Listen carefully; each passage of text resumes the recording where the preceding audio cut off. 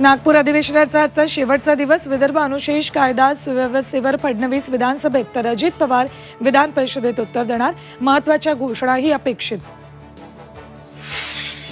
मुख्यमंत्री उपमुख्यमंत्री आज अमित शहांची भेट घेणार. अधिवेशन संपताच सीएम डीसीएमसह मंत्र्यांचं शिष्टमंडळही दिल्लीत.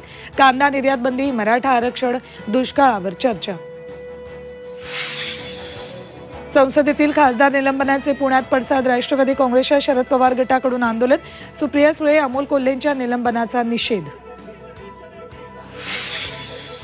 महाराष्ट्रात कोरोनाचे 11 नवे रुग्ण. आतापर्यंत 35 पॉझिटिव्ह. सर्वाधिक रुग्ण मुंबईत. केंद्रीय आरोग्य मंत्र्यांनी बोलावली बैठक.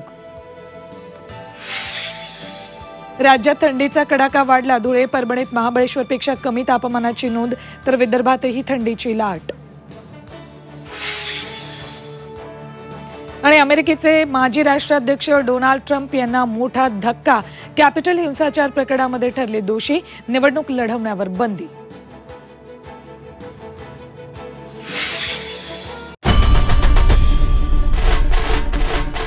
आई भवानीचा गजर म्हणजे झी 24 तास.